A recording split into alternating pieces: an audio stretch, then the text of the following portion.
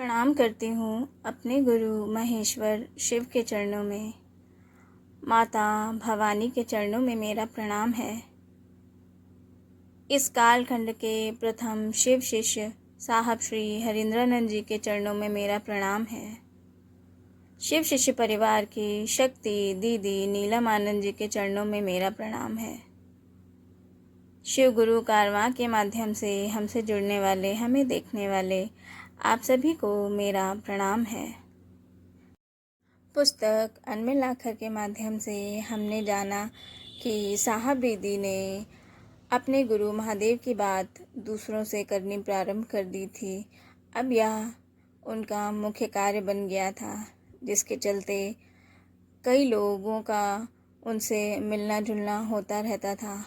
धीरे धीरे उनकी ख्याति दूर दूर तक फैलने लगी और अन्य लोग उनसे जुड़ने लगे। अब उनके जीवन में आगे कौन सी घटना घटित हुई, इस विषय में जानते हैं। देवाशीष बाबू साहब दीदी से मिलने आए थे। देवाशीष बाबू साहब के पुराने मित्र शिव कुमार जी के बहनोई हैं। देवाशीष बाबू दिन भर साहब के साथ उनके दफ्तर में रहे ताकि उनके सानिध्य का आनंद उठा सकें। उसके पश्चात दोनों घर की ओर आए, भोजन किया। उनके साथ आया उनका निजी सेवक मोगल, उसने भी भोजन किया। उसके पश्चात साहब ने कहा कि चलिए आज खाना खाने के बाद सिंहेश्वर मंदिर घूम आए। इनका मन सिंहेश्वर मंदिर जाने को बहुत था, किंतु संकोचवश वे साहब से कह नहीं पा रहे थे। साहब ने उनके अंतर्मन के द्वंद्व को भांप लिया था। सभी तैयार होकर के मंदिर के लिए चल पड़े। शाम का वक्त था, मंदिर में ज़्यादा भीड़ नहीं थी। वहाँ पहुंचकर देवाशीष बाबू ने 2 मटका मिठाई खरीदी, एक मंदिर के लिए और दूसरा रात्रि में होने वाले हवन के लिए। प्रसाद चढ़ाने के बाद ये मंदिर परिसर के बाहर आ गए। वहाँ दीदी और साहब को ना पाकर इधर उधर ढूंढने लगे। प्रवेश द्वार के पास नज़र पड़ी तो देखा कि एक पत्थर पर साहब बैठे हैं, दीदी उनके पास में खड़ी हैं तथा कुछ और लोग भी चारों ओर खड़े हैं। तेजी से उधर की ओर बढ़े। नज़दीक पहुंचकर पता चला कि सभी एक दूसरे को पहले से ही जानते हैं। सभी के बीच में प्रसाद को बांटा गया। घर भी समय पर पहुंचना था। हवन का जो समय हो चला था। देवाशीष बाबू, आप शिव को गुरु मान लीजिए। साहब के मुंह से एक अलौकिक वाक्य निकला, जिससे देवाशीष बाबू के जीवन की दिशा ही बदल गई। गृहस्थों को तो साधु संतों के आशीर्वाद की आकांक्षा होती है, उनके विचारों की नहीं। वैसे तो देवाशीष बाबू अपनी उस अभिलाषा के साथ साहब के पास आए थे कि उनके ऐहिक कष्टों का निवारण हो सकेगा। मन की भूमि पर विचारों की नई पौध को अनायास ही साहब ने आरोपित कर दिया था। मन को एक अद्भुत जिज्ञासा कर गई थी, भला शिव कैसे गुरु हो सकते हैं, जिसको मैं प्रत्यक्ष देख नहीं सकता, जो दृश्यमान है ही नहीं, वह भला मुझे शिक्षा दीक्षा कैसे दे सकता है। बड़ी अजीब सी बात है। जिसकी उपासना आज तक ईश्वर के रूप में की गई, उसे गुरु कैसे मानूं। शिव गुरु हैं यह भी मैं नहीं जानता। इसी विचार संघर्ष से देवाशीष बाबू के मन में प्रश्न उठा तो उन्होंने पूछा, शिव गुरु कैसे हो सकते हैं? मैंने तो सुना है गुरु को शरीर में होना आवश्यक है, तभी तो वो हमें अपने गुरु मंत्र द्वारा गुरुमुख करेंगे। साहब ने कहा, वही महादेव जो मेरे गुरु हैं आपके भी हो सकते हैं। शिव मंदिरों में आप लौकिक कामनाओं की पूर्ति के लिए जाते हैं और कामनाएं भी पूरी होती हैं, तो वही शिव ज्ञान क्यों नहीं दे सकते? केवल ज्ञान पाने की लालसा आवश्यक है, शिव भाव की ज़रूरत है। मंदिरों में भगवान शिव शरीर में तो नहीं है। शिव एक भाव सत्ता है, उन्हें बस अपना गुरु मानने की ज़रूरत है। देवाशीष बाबू ने फिर पूछा, कैसे बनेंगे और क्या करना होगा? अरे इसमें कुछ करना थोड़ी ही है, साहब ने कहा।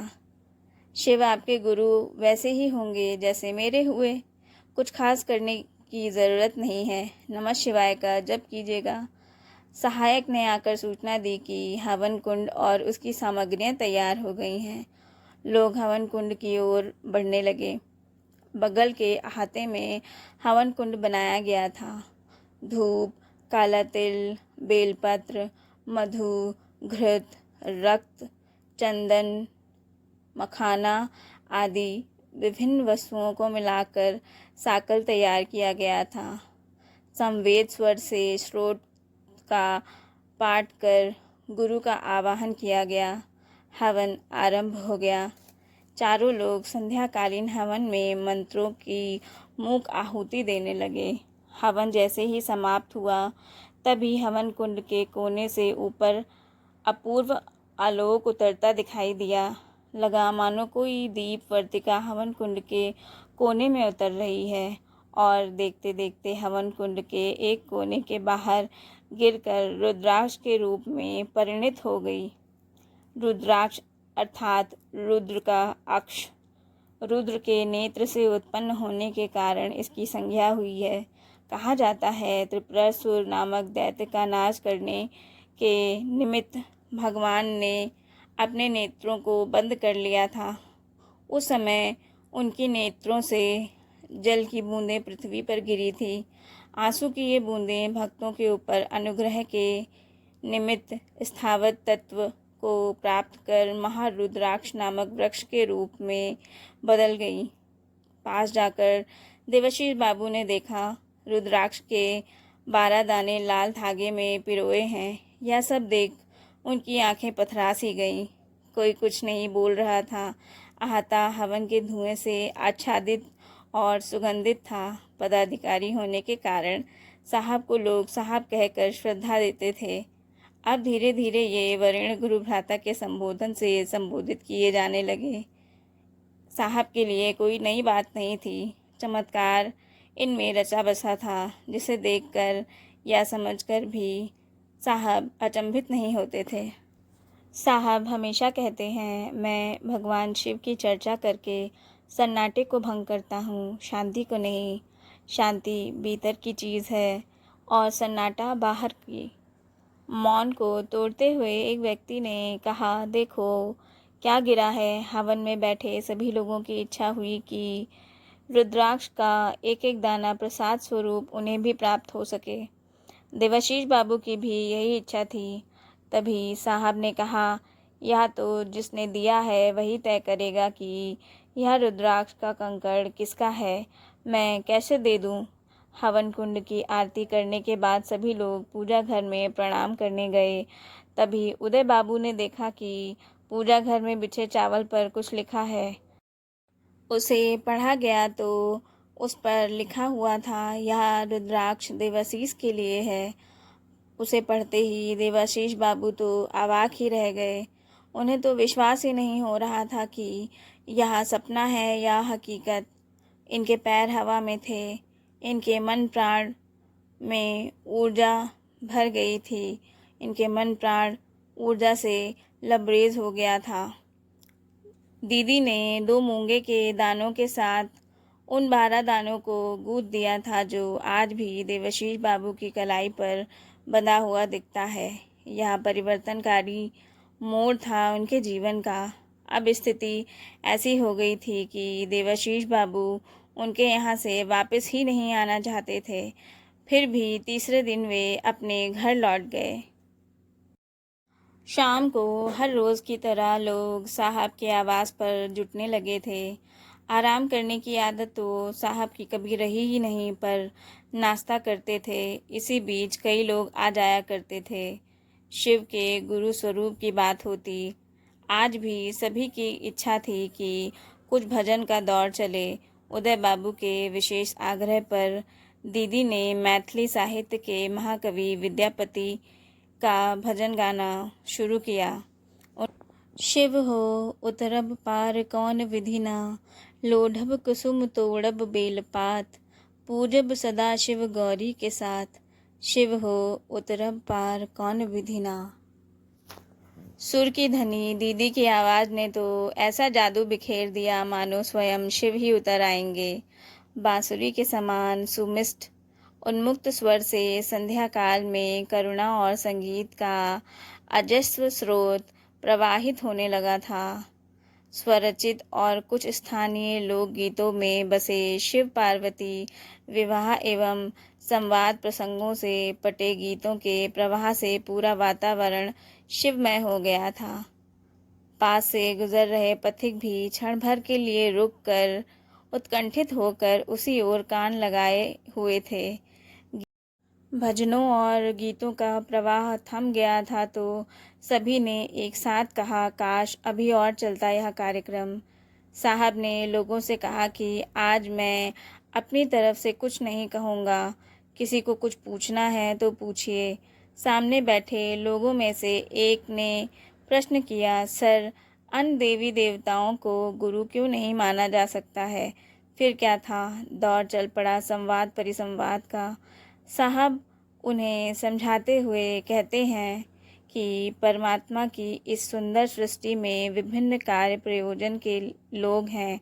शिक्षक भी हैं, चिकित्सक भी हैं, पदाधिकारी भी हैं, मजदूर भी हैं और किसान भी हैं।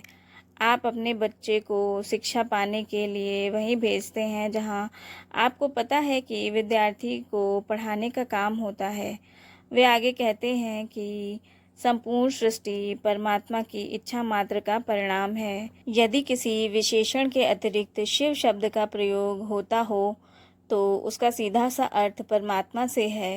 ईश्वर के दूसरे पहलू में उसकी अनुग्रह शक्ति है, उसका दया भाव है। यही ईश्वर सृष्टि की उत्पत्ति, स्थिति और लय का भी काम करता है। इस जगत में जो भी स्थितियाँ परिस्थितियाँ होंगी उसी की इच्छा के अधीन होंगी, बाहर तो हो ही नहीं सकती। वह महादेव काल से परे है, महाकाल है। उन्हें ही अकाल कहा जाता है, अर्थात जो काल की सीमाओं से परे हो, जहाँ काल लागू नहीं होता हो। शाम की यह चर्चा एक अजीब सा माहौल बनाई हुई थी। ऐसा लग रहा था किसी पीपल वृक्ष के नीचे प्रशस्त पर बैठ कोई काल से परे महाकाल को हमारे बीच उतार रहा हो। बोलते बोलते साहब अचानक महाकाल की उस शक्ति की बात करने लगे जिसे हम आप आज काली के रूप में जानते हैं। महाकाल की वह शक्ति काल से परे है, उस शक्ति का नाम महाकाली है। वे कभी घोर नहीं होती। तंत्र की दुनिया में कहा जाता है कि देवियों में एक ही शक्ति जो अघोरा है वह है महाकाली। घोर भी कैसे होंगी? तब सृष्टि बनी ही नहीं थी। सृष्टि बनती तब न तरंगे पैदा होती, या काल जन्म लेता, तरंगे थी ही नहीं तो घोर कैसे होंगी? इनके अलावा भारतवर्ष में किसी देवी को अघोरा नहीं कहा गया। एकमात्र महाकाली को ही शास्त्रों ने अघोरा कहा है। आध्यात्मिकता का एक विशाल कैनवास बना दिया था साहब ने, जहाँ कोई भी उस परमात्मा की छवि आसानी से उकेर सकता था। समझाते हुए साहब कहते हैं कि आपके मन में कोई सोच पैदा होगी तभी समय लागू होगा। जन्म तिथि के साथ मृत्यु की तिथि भी संलग्न होती है। जो जन्म लिया है उसे जाना होगा, जो सृष्ट हुआ है उसे नष्ट होना होगा। जो आया है वह जाएगा, जो आया ही नहीं वह जाएगा कैसे? इसी बीच किसी ने उचक कर पूछा, काली कब की देवी हैं? साहब कहते हैं, महाकाली उस समय की देवी हैं जब समय था ही नहीं, सृष्टि थी ही नहीं, सृष्टि के लिए ईश्वर ने इच्छा ही नहीं की थी। वे महाकाल की शक्ति हैं। चर्चा का गहन दौर चल पड़ा था। एक दो गुरु भाई आदतन एक कोने में खड़े थे। साहब दीदी के प्रति उनका समर्पण और साहब से उनका अकारण भय दोनों समझ के परे था, किंतु अनुकरणीय था। एक बार चाय भी आ चुकी थी। अपनी बात को आगे बढ़ाते हुए साहब कहने लगे, शास्त्र कहते हैं कि विष्णु, ब्रह्मा, राम या कृष्ण किसी ने पढ़ाने का काम नहीं किया।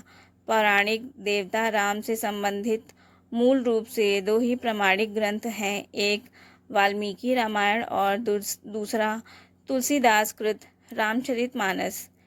आप यदि इनका अध्ययन करेंगे तो पाएंगे कि भगवान राम स्पष्ट रूप से कह रहे हैं कि मैं सज्जनों की पीड़ा हरने और दुष्टों के विनाश के लिए आया हूँ। हरहु कृपा निधि सज्जन पीड़ा।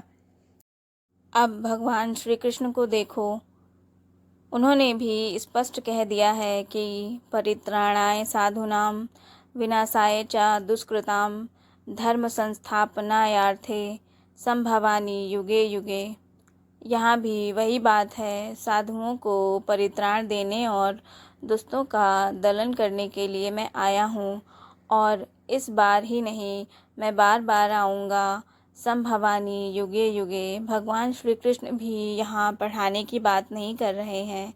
साहब समझाते हुए कहते हैं कि दुर्गा देवी भी तो युद्ध की देवी हैं, राम और कृष्ण तो राक्षसों को मारते हैं, लेकिन वे कहती हैं ये सुर असुर दोनों मेरे ही हैं। जब इनकी प्रवृत्ति गलत हो जाएगी तब मैं इन्हें दंड दूंगी। जैसे महिषासुर ने माँ दुर्गा से विवाह करने का निश्चय किया, तब उन्होंने यह कहकर उसका वध कर दिया था कि यह महिष अर्थात भैंसा हो गया है, यह अपनी बुद्धि से रीत गया है, तभी तो मुझसे विवाह करने को आतुर है। साहब की इन विवेचनाओं से स्पष्ट हो गया था कि कोई और देवी देवता गुरु का कार्य नहीं करते, अपितु उन्हें ज्ञान अवश्य है। वे समझते हैं लेकिन समझाते नहीं, योग्य हैं लेकिन योग्य बनाते नहीं। सभी के प्रयोजन अलग हैं। शिव ही एकमात्र ऐसे देवता हैं जो मूलतः गुरुपद पर विराजित हैं, गुरुपद धारित करते हैं। गुरु के पद को धारण करने का अधिकार भी उन्हीं को है जो सृष्टि के रहस्य से अभिज्ञ हो, और किसी के रहस्य से पूर्ण अभिज्ञता उसी की हो सकती है जिसने उसका सृजन किया हो। गुरु ही आध्यात्म की कुंजी होते हैं। अतएव गुरु का चयन व्यक्ति को सोच समझकर करना चाहिए। साहब ने कहा, मेरा मानना है कि महागुरु महादेव ही एकमात्र ऐसे देवता हैं जिनको जनमानस सहजता से गुरु रूप में स्वीकार कर सकता है। रात के लगभग 10 बज चुके थे, फिर भी साहब ने अपनी बात को आगे बढ़ाते हुए कहा कि जगत गुरु शिव अपने शिष्य के निमित्त किसी प्रकार की शर्त या वर्जना आरोपित नहीं कर सकते हैं। जो भी शिव को गुरु मानेगा स्वतः उनका शिष्य हो जाएगा। घड़ी की सुई 10:30 पर थी। चर्चा खत्म हुई, सभी अपने घर की ओर चल पड़े। बच्चों की गर्मियों की छुट्टियां शुरू हो चुकी थी। बच्चे कहीं घूमने जाने की जिद कर रहे थे। एक दिन पहले ही उदय बाबू आए थे तो उन्होंने भी महिषी के तारापीठ मंदिर घूमने की बात छेड़ी थी। दीदी का भी स्वभावगत भगवती प्रेम महिषी की यात्रा के बारे में सुनते ही जाग उठा था। बच्चों की जिद और दीदी की चाहत एक पिता और पति पर भारी पड़ी। दूसरे दिन ही जाने का कार्यक्रम था, लेकिन ऑफिस के कई समकक्षीय पदाधिकारियों के आ जाने के कारण कार्यक्रम स्थगित करना पड़ा। आज शायद ऐसा नहीं हो पाएगा, साहब ने कहा। उदय बाबू ने पहली बार महिषी तारापीठ चलने की इच्छा व्यक्त की थी। साहब ने तो पहले से ही महिषी के बारे में सुन रखा था। महिषी वह स्थान है जहाँ हिंदू धर्म के उत्थान के लिए निकले अद्वैतवाद के प्रवर्तक आदि शंकराचार्य ने वहाँ के स्थानीय विद्वान पंडित मंडन मिश्र और उनकी विदुषी पत्नी भारती के साथ शास्त्रार्थ किया था। मंडन मिश्र की पत्नी ने अंततः शास्त्रार्थ में इन्हें पराजित कर दिया था। तय कार्यक्रम के मुताबिक सभी आवास पर आ पहुँचे। इनमें से एक ने कहा कि सर क्यों ना बिमलेश झा को भी साथ ले लिया जाए। ये साहब के पारिवारिक मित्र थे। मिथिला सीता जी की भूमि है, इसीलिए वहाँ बेटी बहन को बड़े सम्मान से देखा जाता है। शायद इसी कारण से बिमलेश जी दीदी को दीदी कहकर संबोधित करते थे। दीदी भी मैथिली संस्कारों से पूरी तरह से घुल मिल गई थीं। साहब परिवार के साथ गाड़ी में बैठे और महिषी के लिए निकले। मंदिर के प्रांगण के बाहर गाड़ी रुकी। मंदिर से सटी कई दुकानें थीं जहां फूल, माला, प्रसाद आदि मिलते थे। दीदी ने कहा, थोड़ा प्रसाद खरीद लिया जाए। पेड़े की दुकान पर सभी रुक गए। बिमलेश जी ने पूछा, पेड़ा कैसे है? एक 14 रुपये, एक 18 रुपये, दो तरह का। क्यों भाई? साहब ने पूछा। एक में चीनी कम है और दूसरे में ज़्यादा। दुकानदार ने साहब से कहा। साहब ने कहा, 18 रुपये वाला 2 किलो पेड़ा दे दीजिए। दुकानदार ने पत्ते के 2 बड़े दोने में पेड़े बांध दिए। दीदी ने कहा, चलिए।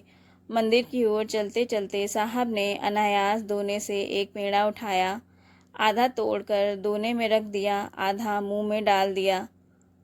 कहा, चीनी सही में कम है। यह ना तो सायास था और ना तो कोई नियत थी, पर भारतीय धार्मिक परंपरा पर एक कुठाराघात ज़रूर था।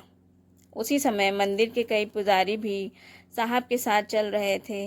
मंदिर के पुजारियों ने इन्हें पेड़ा चखते हुए देख लिया था। यह खबर मुख्य पुरोहित के पास पहुंची।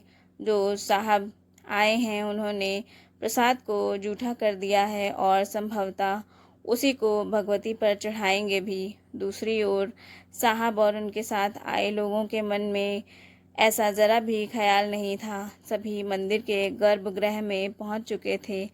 मंदिर के भीतर झुककर जाना होता है। बिजली नहीं रहने पर अमूमन अंधेरा ही रहता है। केवल एक छोटी सी खिड़की थी जिसके खुले रहने पर मंदिर के भीतर हल्की रोशनी आती है। तब तक मुख्य पुजारी स्वयं आए।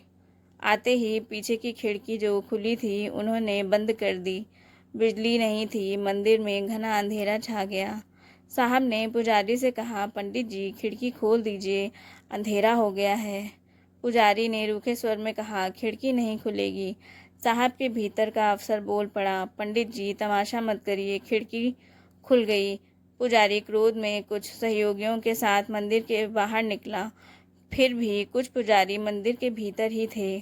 मंदिर के बाहर बलि वेदी के निकट सीढ़ियों पर बैठकर मुख्य पुरोहित ने अन्य सहयोगी पुरोहित के साथ मिलकर हंगामा करना शुरू कर दिया था। बाहर का शोर अंदर आ रहा था। साहब मामले की गंभीरता को समझ गए। सभी को मंदिर के भीतर छोड़कर खुद बाहर आ गए और विनम्रता से समझाने की कोशिश करने लगे। लेकिन मुख्य पुरोहित कहाँ मानने वाले थे। वे काफ़ी गुस्से में बोले जा रहे थे कि यह मुनि वशिष्ठ द्वारा स्थापित माँ उग्रतारा का सिद्ध पीठ है। यहाँ ऐसा कैसे हो सकता है कि प्रसाद जूठा करके चढ़ाया जाए? मुनि वशिष्ठ से लेकर आज तक कोई भगवती को प्रसाद नहीं खिला सका। आप क्या हैं? एक पुरोहित ने साहब को ललकारते हुए कहा। साहब बोले, हमने तो कहा ही नहीं कि भगवती को प्रसाद खिलाना है। हम लोगों ने ऐसा सोचा भी नहीं। एक पुजारी ने कहा, इसे सिंहेश्वर मंदिर समझते हैं क्या? साहब को समझते देर नहीं लगी कि सिंहेश्वर मंदिर की घटना का इस क्षेत्र में नकारात्मक प्रभाव है। पंडितों ने साहब की एक नहीं सुनी। शोर बढ़ता जा रहा था। धैर्य का बांध टूट चुका था साहब का। साहब ने बिमलेश जी से कहा कि दीदी से जाकर कहिए कि भगवती को प्रसाद खाने को कहें। यह खबर पाकर दीदी ने पुनः माँ उग्रतारा के समक्ष हाथ जोड़े। अकस्मात वहां उपस्थित सभी 14-15 व्यक्तियों को लगा मानो माँ उग्रतारा का विग्रह विकट पुंडरीक की भांति खिल उठा। प्रसाद तो चढ़ा ही हुआ था। वहां उपस्थित लोगों ने भ्रम मिश्रित आश्चर्य पर सत्य को देखा जो उनके समक्ष था। प्रतिमा भी समस्त अंगयोष्टि को घेर कर एक विचित्र आभा लहरा उठी, जैसे पूरी की पूरी प्रतिमा शोभा के सिंधु में अवगाहन कर रही हो। माँ तारा का मुख सहज हो उठा। तेजोदीप्त मुख से ज्योतिषसना की धवल धारा सीधे बरस ही रही थी। अभिचार साधना से डूबी हुई करुणा ने प्रसाद ग्रहण किया। पराविद्या भगवती तारा की माला गले से टूट कर उनके पांव पर गिर आई। देखते देखते पत्ते के दोने में रखी सभी पेड़ों के 2 हिस्से हो चुके थे। आश्चर्य तो यह था कि टूटे हुए पेड़े उसी अनुपात में 2 टुकड़ों में बटे थे जिस आकार में साहब ने आधे पेड़े को तोड़कर रखा था। मंदिर के गर्भगृह में घट रही इस अविस्मरणीय घटना के साक्षी कम ही लोग थे, फिर भी संख्या 14-15 से कम नहीं थी। तेजी से कुछ नवयुवक पुजारी बाहर आए और मुख्य पुरोहित से कहा, बाबा आप चुप हो जाइए। जल्दी जल्दी बोलने के कारण उनकी आवाज़ बिखर रही थी। भगवती के गले की माला टूटकर गिर गई है। सारा पेड़ा 2 टुकड़ों में बट गया है। इन लोगों पर महामाया खेल रही है। अंदर दीदी भगवती के इस प्रेम को पाकर कृत हो गई थी। दीदी ने त्रिपुर भैरवी के इस रूप को देखकर अपने भाग्य को सराहा। उन्हें इससे अधिक और क्या मिल सकता था। बात वही थी, मुझे मिल गए दोनों जहां। अब देखिए, दोनों तरफ अजीबोगरीब हाल था। साहब उन पुरोहितों के साथ उलझे थे, वहीं दूसरी ओर दीदी पर माँ नील तारा ने उनके हिस्से का सर्वस्व सौंप दिया था, जो अनकहा था, अज्ञात था और अदृश्य था। मंदिर के गर्भगृह के बाहर पांव रखते ही इन्होंने देखा कि मुख्य पुरोहित एवं कुछ अन्य पंडित अभी भी उनके नाथ यानी पति के साथ उलझे हुए हैं। दीदी को गुस्सा आ गया। प्रधान पुरोहित को फटकारते हुए कहा, क्या पागलों की तरह बातें करते हो। साहब ने दीदी को बोलने से रोका। खैर, सभी गाड़ी में बैठे। मंदिर परिसर का माहौल तनावपूर्ण हो चुका था। लौटकर साहब को ड्यूटी भी जाना था। छुट्टी बच्चों की थी, साहब की नहीं। कुछ दिनों बाद उदय बाबू समेत अन्य लोगों ने बताया कि महेशी मंदिर का वह मुख्य पुजारी विक्षिप्तों जैसी हरकतें करता हुआ सचमुच पागल हो गया था। दीदी ने जिसे गुस्से में आकर पागल कह दिया था, वह यही मुख्य पुजारी था। उदय बाबू की मेन रोड में बाटा जूते की दुकान थी। बच्चों का जूता खरीदने के क्रम में साहब की मुलाकात उनसे हुई थी, जो आगे जाकर और प्रगाढ़ हो गई थी। साहब उनकी दुकान के रास्ते में से ही ऑफिस जाया करते थे। जब भी नज़र पड़ती वे साहब को प्रणाम कर पान खाने का आग्रह करते थे। उनकी विनयशीलता के आगे साहब झुक जाते थे। यदा कदा उनकी दुकान पर भी बैठ जाते थे। एक दिन ऐसे ही शिव चर्चा का दौर चल पड़ा। अब दुकान ही थी तो कई स्थानीय लोग भी शामिल हो गए। बातचीत के क्रम में एक ने कहा, सर, भगवान शिव को गुरु मानकर मुझे तो किसी प्रकार की आध्यात्मिक अनुभूति ही नहीं हुई है। मुझे तो कुछ अनुभूत करवाइए ना। साहब ने भी ऐसे ही कह दिया, हो जाएगा, रात हो चुकी है। उदय बाबू ने दुकान बंद कर दी। सभी घर चले गए। उस दिन की चर्चा का जिक्र करते हुए रास्ते में उदय बाबू ने बताया कि इंद्रभूषण का दिमाग काम नहीं कर रहा है। ना कुछ बोलते हैं और ना कुछ खा रहे हैं। जब से उन्होंने आध्यात्मिक अनुभूति का आग्रह किया है, वे एकदम संज्ञा शून्य हो गए हैं। बाहर जगत का कोई बोध ही नहीं रहा उन्हें।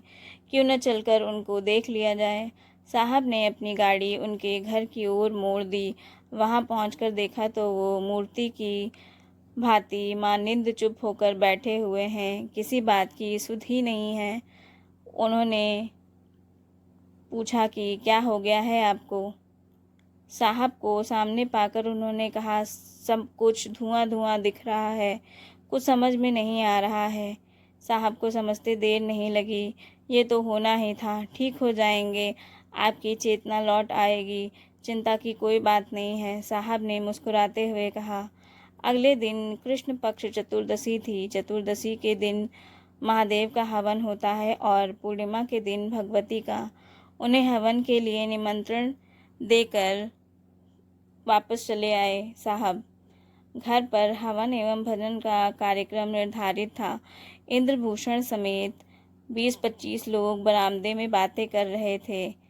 दीदी ने उदय बाबू को बाजार का एक काम दिया था, जिसके चलते वे थोड़ी देर से आएंगे। साहब का कुर्ता पजामा दर्जी के यहाँ सिलने के लिए दिया हुआ है, जिसे लाने का जिम्मा उदय बाबू का था।